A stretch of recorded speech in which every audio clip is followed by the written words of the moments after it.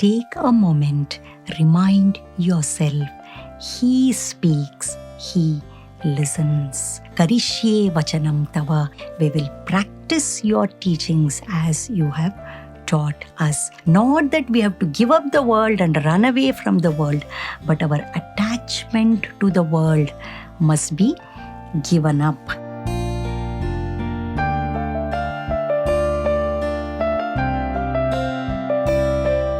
Om Shri Sai Ram, offering most humble pranams at the divine lotus feet of our beloved Bhagawan. Harihi Om Tat Sat Shri Sai Ishwarar Parnamastu. A blessed devotee of Bhagawan in the 70s, once after a hectic morning Guru Purnima celebration, he prays to Bhagawan, Swami, it's been a very, very hectic day. Please don't come for darshan in the evening. And then Swami says, do you think people come here to have my darshan? Absolutely wrong. It is I who is having my devotees' darshan. And then this devotee thinks like this, what? Swami having devotees' darshan? It is pure atishayokti, he thinks. Atishayokti means exaggeration. Then Swami immediately cuts his thought process and says, atishayokti? No. All these people come here at my behest, at my calling, so that I can go out and have their darshan. Do you think I look at their bodies? No, I look at their souls.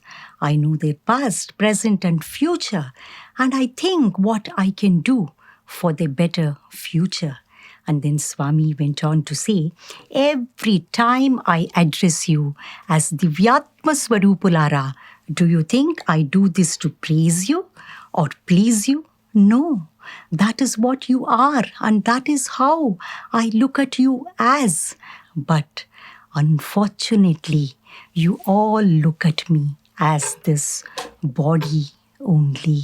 Bhagawan is telling us here is, every time he looks at us, he sees his own image in us. That is why he is able to love us so unconditionally, despite our shortcomings, misgivings, despite the fact that we lose faith in him at the drop of a hat, question his will at times with our ego, and we use his teachings to suit the demand of our mind. Yet he has not given up on us. He loves us so unconditionally. The profound message here for us is the multiplicity, the diversity that we see around us, the world with its variegated nature. And for this diversity, what is the underlying basis is this one divinity, the one appearing as the many. Yekoham bahusyam. Not only that one is important, but this many is also important for us. And that's why probably Jesus Christ, when he gave the 10 commandments to his disciples, and when one of the disciples asked him, it is very difficult to remember all these 10 commandments. Can you tell us one commandment which we can remember and practice? Then Jesus says, not one, but two. Love thy Lord with all your heart and soul, and love thy neighbor. Vedas have declared, Ekam eva Advitiyam Brahma. And Swami once said, Evam, which means he is only one. And they added the adjective Advitiyam Brahma. He is the one, the only one, and the one without the second. Then why does this one become many? As it is said, Ekoham Bahusyam. Bhagavan gives a very beautiful explanation. I separated myself from myself so that I could be myself. I separated myself from myself and became all this. Who am I? I am Prema Swarupa. I am Ananda Swarupa. To give prema, to get prema. To give ananda, to get Ananda. This is what I am and this is what I want to be. But to whom am I to give Prema? To whom am I to give Ananda? That's why I did this, Swami says. Thus, by loving all ourselves, we are able to love Him. And that is what unity in diversity. Bhagawan is telling us it is the transcendental God that is immanent in the creation, and that is what we have to recognize. All that exists is this one unchanging supreme principle, Brahman, Sat Chit Ananda, who is formless, attributeless. Nirguna, Nirakara Brahman, as he is called. And this Brahman, using his own power, he appears as this creation. And this power of Brahman is called Maya. Bhagavan says, Ya ma sa Maya. That which is not there, but which appears to be there. That is why Maya is defined as Sad Asadbhyam Anirvachaniyam, which means it is indescribable in terms of Sat and Asat. We cannot say it exists. We cannot say it doesn't exist also. And Maya is Jnana Virodhi, which means it is opposed to self-knowledge, which means ignorance itself is Maya. That is why to destroy Maya, we need to bring in self-knowledge or wisdom. Maya has a power called the Avarana Shakti, the veiling power of Maya. That is why we see only this Nama Rupa, the myriad names and forms in this creation, and we are not able to recognize Brahman. Using its second power, which is called the projecting power or Vikshepa Shakti, Maya projects Brahman in a distorted way. And the three entities it projects are Jiva, Jagat, and Ishvara. So this formless, attributeless, Nirguna, Nirakara Brahman, along with the power of Maya, becomes Brahman with attributes called Saguna Brahman. And this Saguna Brahman is nothing but God of conventional religion, Ishvara. It is this Ishvara brings about the creation. And the Maya that is related to Ishvara is called Vidya Maya, because it is full of Sattva Guna. All the purity, the knowledge, the spiritual seeking, the Satsang, the Guru that come to us, all that are there in this Vidya Maya. And Ishvara is not trapped in Maya. He is beyond Maya. He knows he is Brahman. So he is Mayadhisha or Mayapati. And then this same Maya with Rajoguna Pradhana, with preponderance of Rajoguna, projects all of us. That is, we are all Jivas. We have this sentience. We are aware of ourselves. The individual self is called Jiva. Then the same Maya in the cloak of Prakriti. Prakriti is another name for Maya only. It projects this world with Tamoguna Pradhana, preponderance of Tamoguna, and this is known as Jagat. This is how Maya projects the three entities, Jiva, Jagat and Ishvara. The Maya that is related to Jiva and Jagat is made up of only Rajoguna and Tamoguna. It is known as Avidya Maya. So this Avidya Maya traps us in samsara, the transmigratory cycle of birth and death. That is why if we have to overcome Maya, the primary sadhana for us is to transform this Avidya Maya into Vidya Maya, full of Sattva Guna. And that is possible by surrendering ourselves to this Ishvara or Saguna Brahman. The Bhagavad Gita says, Daivi Gunamayi Hyesha Mama Maya Duratyaya. This divine Maya of mine, which is made up of 3 gunas, is unsurmountable. And what is the way? Mam eva ye prapadyanti. Whoever takes refuge in me, Maya metam tarantite. He alone can cross this Maya. In this Navaratri, whom are we worshipping? In the form of Divine Mother. See, it is this power of Brahman which projects this creation, and that power is worshipped as the Divine Mother, the Adi Parashakti, the primordial power for this creation, with her 3 aspects, Ichha Shakti, Kriya Shakti, and Jnana Shakti, in the form of the 3 divine mothers, Mother Durga, Lakshmi, and Saraswati. So by worshipping this Divine Mother for 9 days, at the end of Navaratri, on the 10th day of Vijayadashami, there is victory of wisdom or knowledge over ignorance. It is something which is very mysterious. We can't pinpoint what Maya is. And that is why, Bhagawan tells a very interesting Chinakatha. There is a person who comes to a marriage party. And he goes to the bridegroom's side and says, I am from bride's side. And then the groom's party will welcome him and does all the satkaram to him. And then he goes to the bride's side and says, I am from groom's side. And there also he gets all the honor. And somebody who is watching this, who is this person? He is there, he is here.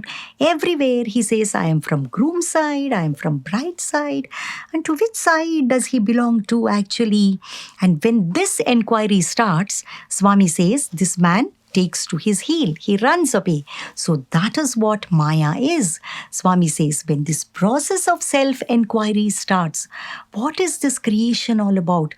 What is the purpose of my life? Who am I in real nature? When that self-enquiry starts, this Maya starts loosening its grip on us. Why does Swami say that this unity is Brahma and diversity is just Bhrama? That is because Brahman has not produced the creation. It is not that Brahman has undergone some change and modification and become this Jagat creation. It is called Brahma Vivarta, which means Brahman, as he is, he appears as all of this, the Jiva, Jagat, and Ishvara. Therefore, this world, this diversity is only an appearance. It is a falsity. It is just an illusion or delusion. There is no substance in it. It has no existence on its own. That is why it is said, Brahma Satyam, Jagat Mithya. And this Brahman alone is the truth. He alone is the reality. Jagat Mithya, this world of diversity, multiplicity, it is just a falsity. And who are we being the Jiva? Jivo Brahmaiva na paraha, which means we Jiva are none other than Brahman. We are his appearance only.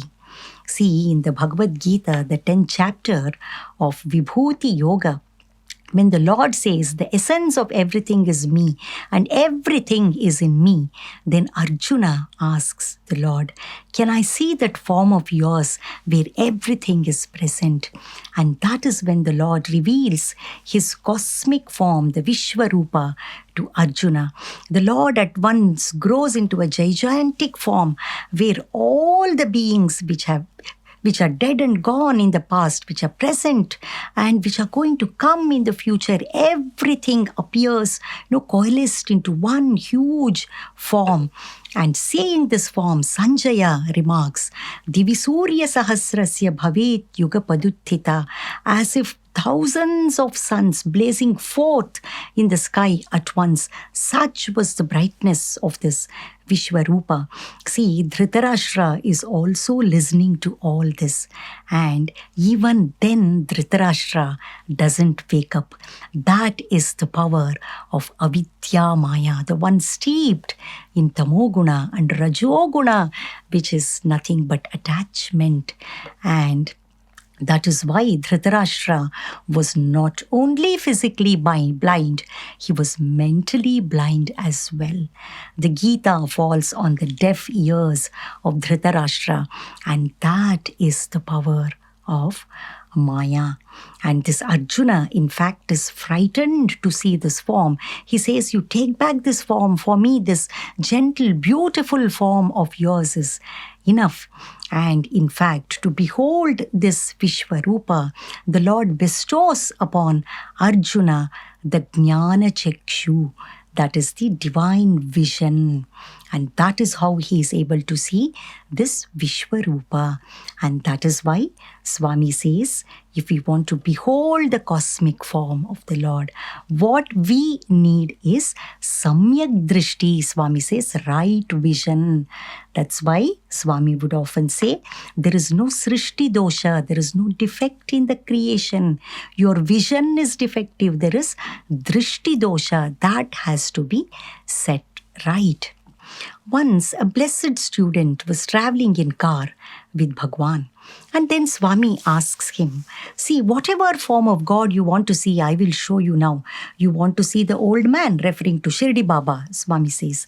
And this boy very humbly says, for me Swami is enough and I don't want to see any other form. Then Swami says, yes, I know that, but still it is your chance, you ask. And this student says, I want to see Vishwarupa Darshanam. Then Swami asks him to look out through the window, and Swami points to all that is there in the outside world through this window. Probably men and women walking and animals on the road and even man-made constructions. And Swami points to all these and says, Vishwarupa Darshan dekhna chahta hai, roz dekhta hai, samajh mein nahi aata. So what is the sadhana for us and what are the obstacles? When a student asks Swami, Swami, you say that we have to focus on unity, but the mind always runs to diversity. Why, Swami? Swami said, Ye lokamantha zero. Only one, that is God, has value. But unfortunately, people give value to that which is valueless. They forget this one God. And why does this happen to us? It is because we are constantly operating out of a predetermined default mechanism in us, which is called the Vasana mechanism. The deep-seated tendencies from many, many lifetimes that we are carrying. In this lifetime, our personality, our character is determined by the nature of vasanas we have. Our response or reaction to any situation comes from our vasana. See, we so unmindfully act that we allow every sundry vasana to fructify. We have no power of discrimination. And that is why we are unmindfully, unconsciously acting. And we do not know what type of vasanas we have. Good, bad, positive, negative. We have no clue because the vasanas are in the unmanifest state. And to explain this vasana, Bhagawan gave a very beautiful example. Swami said, this Sai Gita, when she was a baby elephant, she would be tied to a peg near the Gopuram gate inside the ashram. And Sai Gita thought that being so small, she cannot break free of the chain or the rope which is used to tie her to this peg. And she was so conditioned and habituated to this fact that she cannot free herself.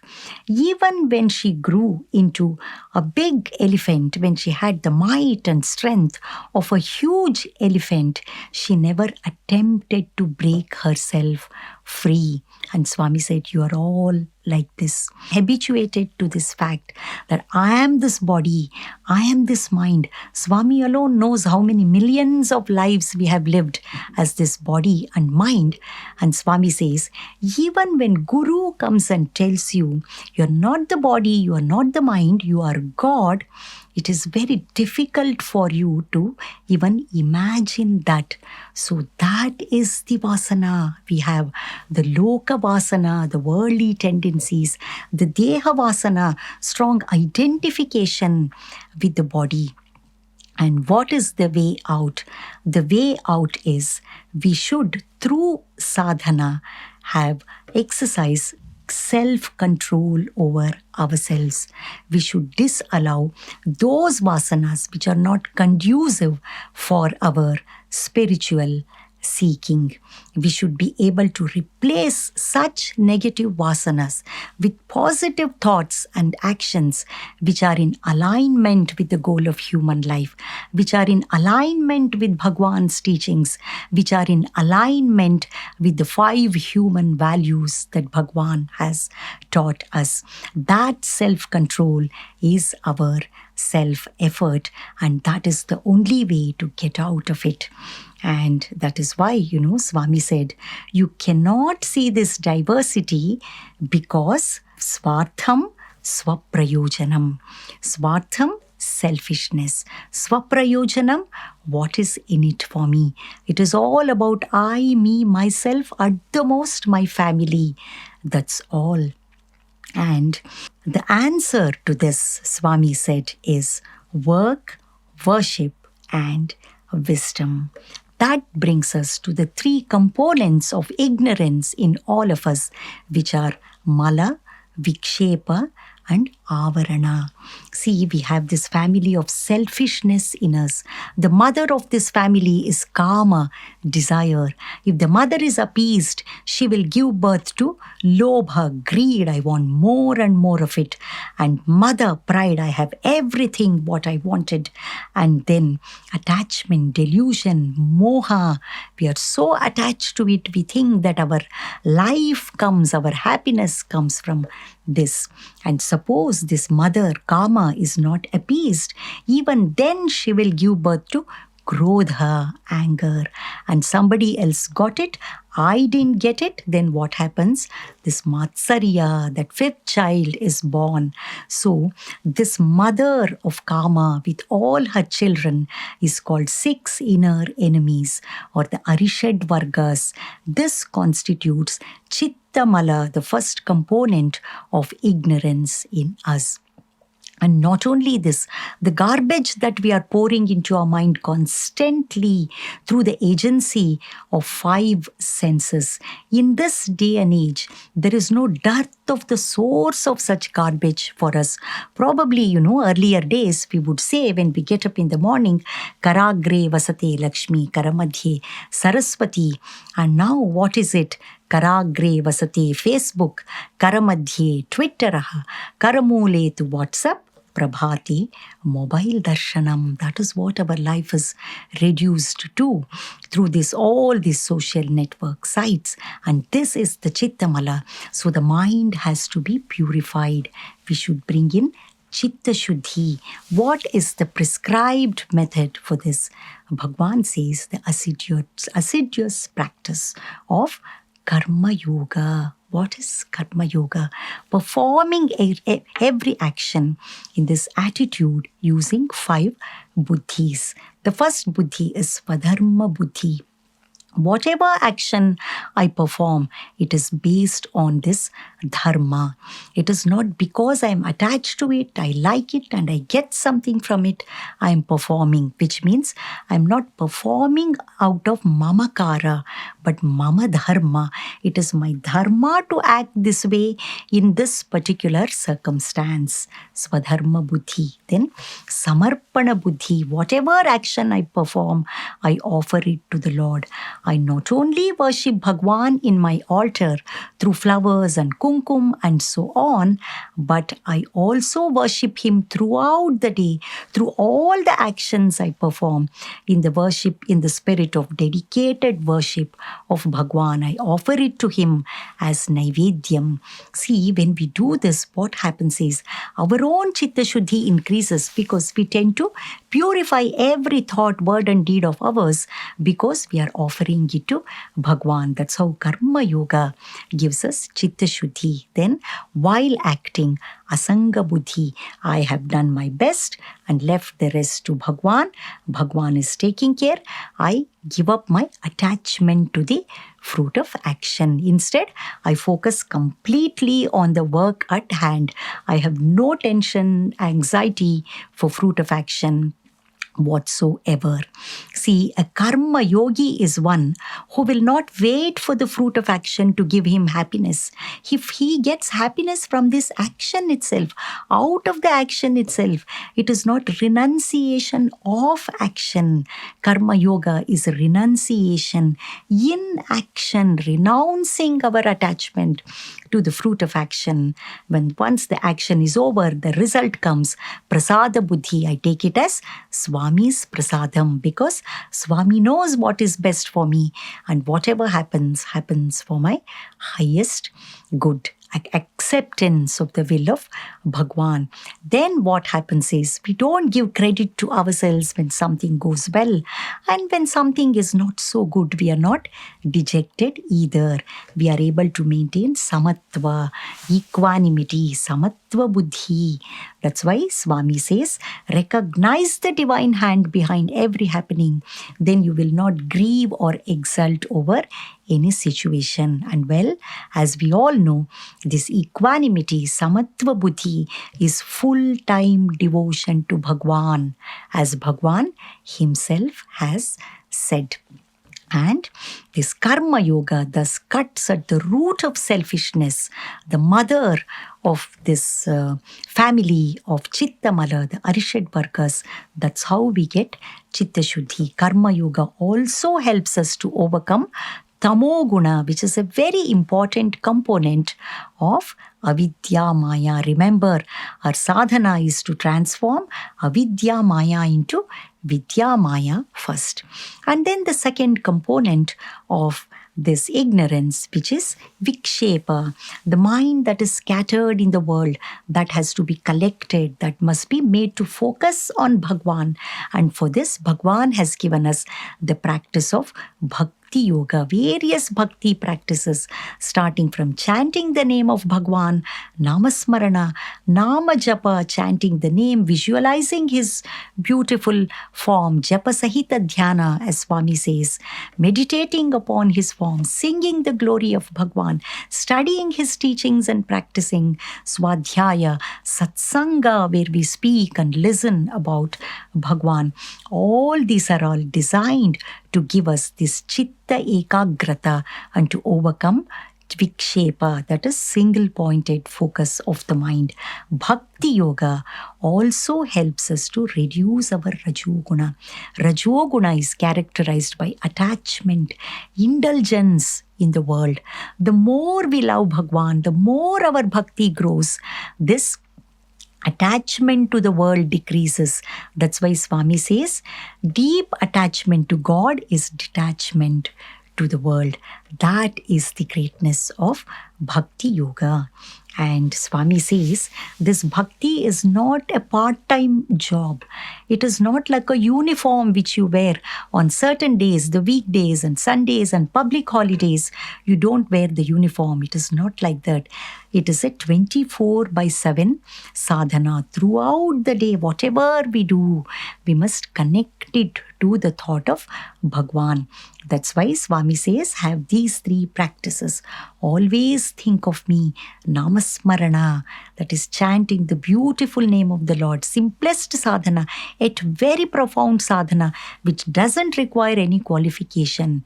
Then Swami says, do all work as my work. So there is no difference between Sai Seva organization work, my professional duties, or the household chores, my hobbies. No, everything is his work. When Kasturi Garu retired from his service and when he wanted to come and serve Bhagwan in Prasanthi Nilayam, he gets an offer for the job of the director of All India Radio. And Kasturi ji humbly submits his prayer to Bhagwan. Swami, I don't want to take up this. I want to serve you here. Then Swami asks him, who told you that All India Radio work is not my work?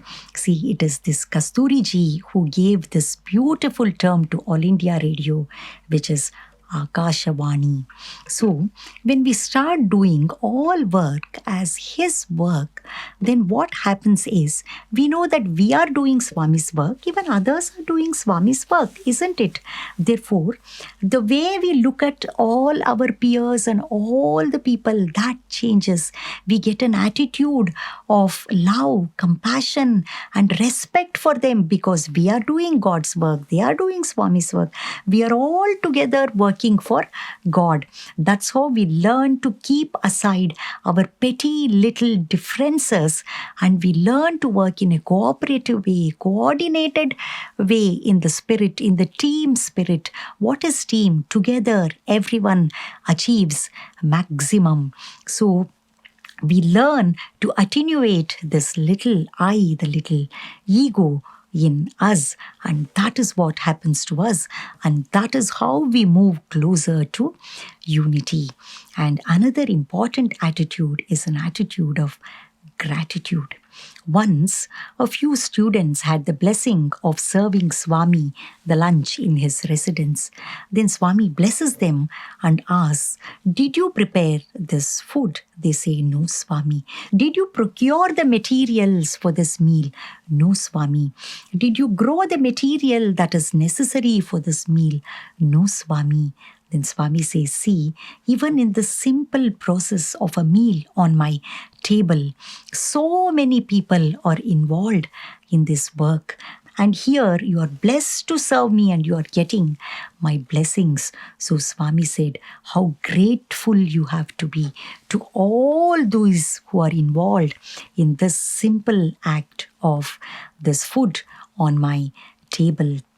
So this tells us the interconnectedness that we have in this creation with all the beings in the creation. That's why the Bhagavad Gita says, Sutre Manigana Iva, which means we are all like the different pearls of different shapes, sizes and color, but strung on this one sutra, one thread. The thread is invisible, this invisible thread of divinity that runs through all of us, that binds us all together.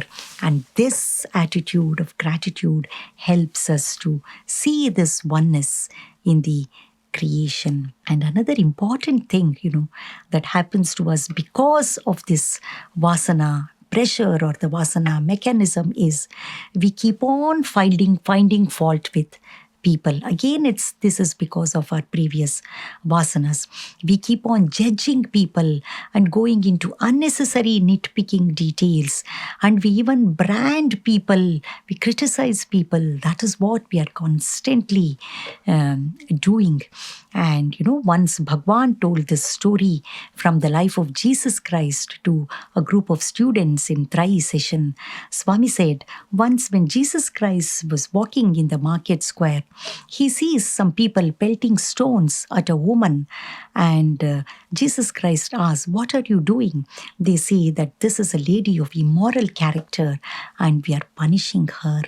Then Jesus Christ said, he who has no sin in him, let him cast the first stone. See, this is what we are doing. This is a matter of introspection for us. And that is why Bhagawan often says, forget and forgive. Forget the harm that others have done to you. Forget the good you have done to others. And most importantly, forgive. When Bhagawan says in Prema Vahini, Bhagawan gives us two very important sadhanas to cultivate this love towards in this creation, towards all beings. Swami says, however significant and big the other's faults may be, you consider it to be insignificant and negligible and forget it.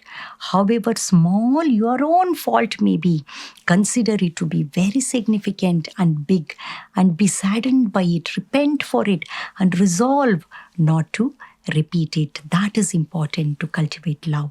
And then Swami says, whatever you do with yourself and with others, remember that Bhagavan is omnipresent. He hears, he sees, and he knows everything. So it is not only the omnipresence that we must be aware of. I think it is the omnivigilance of Bhagavan, those two watchful eyes which are on us constantly. If we are aware of it, then we will not be indulging in all those undignified things which we would be otherwise doing, isn't it? See, as Swami himself says, this purity is all sadhana. Once the purity comes, everything falls in place.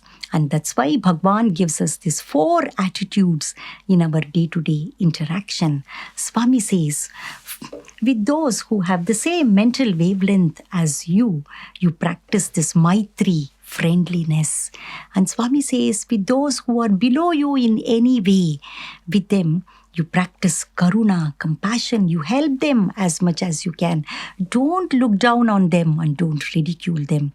And people who are above you in any way, Swami says, with them, don't be jealous of them.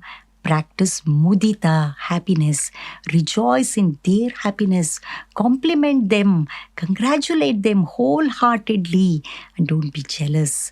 And then Swami says, with those with whom you do not see eye to eye. Many a times this happens, We may want to, express our love to somebody, but the other person may not want it. He may avoid it. See, everyone comes with their own vasanas, especially these detractors, we can say, and especially those who are involved in immoral activities, ignoble activities. When we see them, what is our reaction? We tend to hate them, isn't it?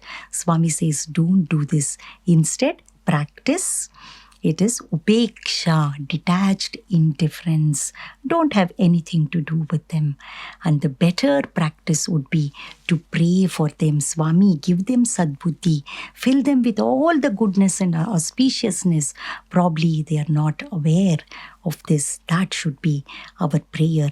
And that is why when Jesus Christ says about his own people who crucified him, he says, O Lord, please forgive them, for know not what they are doing.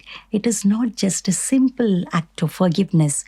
This is an act that comes from the deep conviction, the deep realization of the fatherhood of God and brotherhood of man. We are aware, I am aware, but those people are not aware of it. They are in ignorance. So please forgive them, O God. So this should be our attitude, and all these things will take us closer to realizing, recognizing this unity in diversity. And the third component of jnana, that is avarana. That is, the truth is veiled from us, which means we do not know who we truly are. So we think this body, mind to be our true nature. And for this, what is the prescribed method? Swami says it is jnana marga, the path of wisdom. And jnana sadhana consists of three steps: shravana, manana, nididhyasana. See, having come to Bhagawan, with Bhagawan in our lives, we cannot afford to give ignorance as an excuse. We cannot afford to say, I don't know who I am truly, at least intellectually, because Swami is hammering on to us this truth in every discourse. I am God, so are you. I know it, you do not know it. And the very purpose of life is to realize this innate divinity. And we have heard this from Bhagawan many, many times, sitting in Sai Kulwant Hall in his discourses, isn't it? This is the stage of Shravana. Even when we study the teachings of Bhagawan, that is Shravana.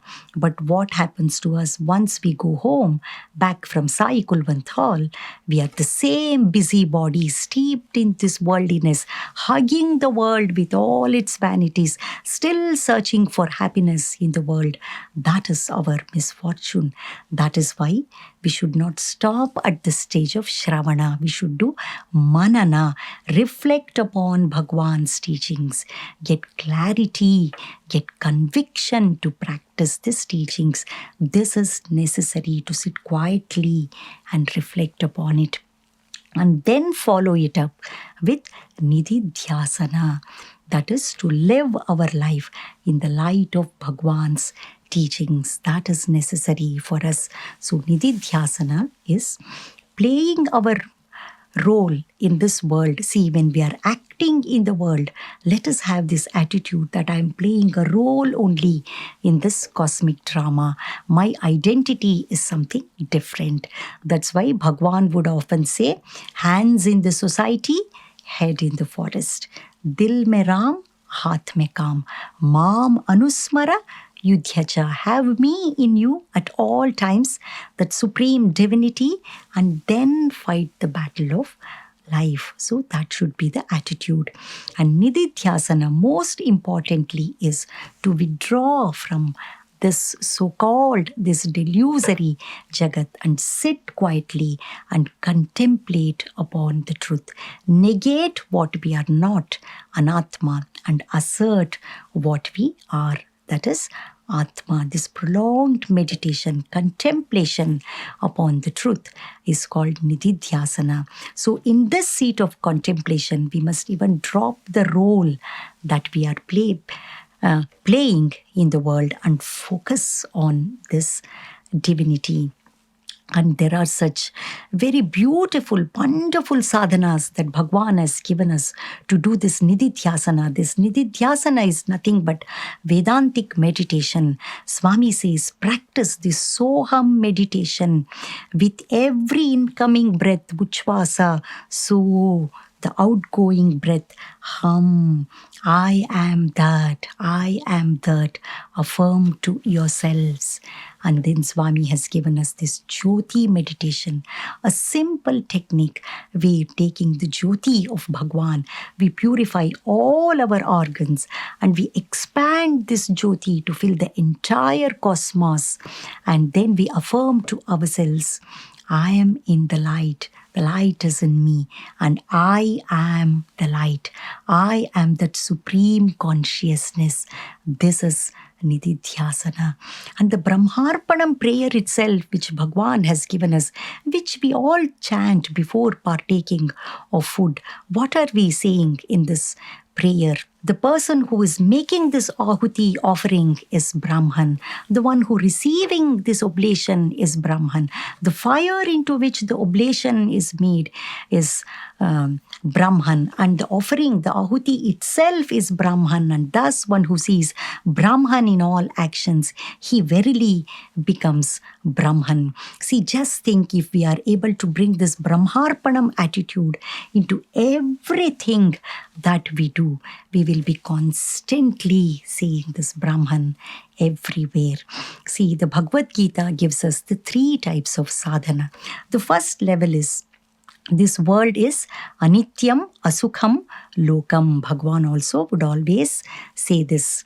This is dukkhalayam, ashashvatam. This world is impermanent and it is full of sorrow. So what should we do? It is heya, which it means it has to be given up. Not that we have to give up the world and run away from the world, but our attachment to the world must be given up.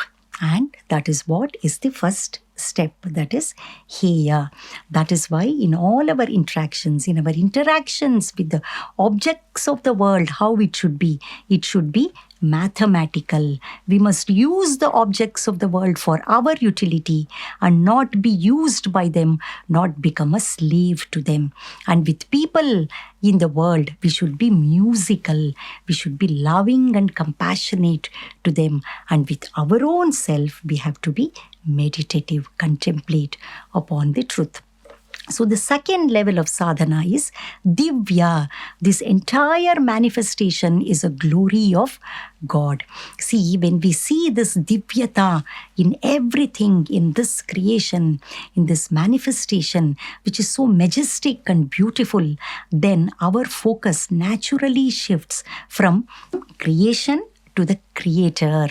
That is, if this creation itself is so magnificent, how much more magnificent the creator should be. That attitude comes to us. See, that is why, Sri Aldrakar, a famous devotee of Bhagawan, who would conduct satsangs in the 70s in Prasanthi Nilayam, once he says in the satsang, when Swami materializes a ring, how many of you would be interested in it? Then everybody says, I would be interested. Then this Aldrakar says, I would not be interested in the ring, but I would go for the hand that has materialized the ring. So our focus should shift from creation to the creator when we say all this is divya, the glory of God. Then the next stage, the highest stage is, it is not only a manifestation of God, but it is He Himself. It is Brahma Swarupa. Brihatvat Brahma, that which is vast is Brahman. So in this vastness of Brahman, where is the place for little I, me, mine, I am Mr. So-and-so, Kartrutva, Bhoktritva, Ahankara, Mamakara? It is all a delusion, isn't it? Once Bhagawan had visited our hospital. This was shared by an elderly doctor. She says, decades ago when Bhagawan came to the hospital, we all sang this song for Swami, this beautiful Telugu, very famous song, Brahma Mokate. And she says, the beautiful expression on the face of Bhagawan, the happiness that we saw on the face of Bhagawan, that is still so fresh in my memory, and I cannot forget this. So this Brahma Okati, this alone is real, and this entire thing is just Brahma. That is all. So that is why, what is the sadhana that we need? We should be able to say, like Arjuna in the Bhagavad Gita, Karishye Vachanam Tava, Swami, we abide by thy dictates, which means, Swami, we will practice your teachings as you have taught us. That is the sadhana. Then we will be able to say that Nashto Mohaha, the delusion is gone. Smritir Labdha, the memory of what we are, that has come back to us. How? Tvat Prasadat, Arjuna says, by your grace, Swami. And see, for the 1988-1990 this MBA batch of students, Bhagawan had materialized a copy to each student of an old black and white photo, which you may all have seen. And in this photo, there are two Swamis standing opposite to each other. And the caption is, take a moment, remind yourself, he speaks, he listens. Then Swami said, when you're speaking to someone, that is Swami in you speaking. The one who is listening to you, interacting with you, he is also Swami. Then looking at the puzzled expression of a student, Swami said, I know what is running through your mind. You are thinking, the Swami in me is good, but what should I do when the Swami in that other person with whom I am interacting, if that Swami is bad? Then Swami said, don't worry, even if the other Swami becomes bad, you retain your goodness. This be good, see good, do good is the sadhana for us, and rest is His grace and His grace alone. With deepest sense of gratitude, I thank Bhagawan for this wonderful blessing of dwelling upon His eternal teachings, and I pray to Bhagawan on behalf of all of us in this holy period of Navratri. Let us all hold on to the lotus feet of this Divine Mother, Sai Ma, because Sai Ma alone can get us out of this Maya.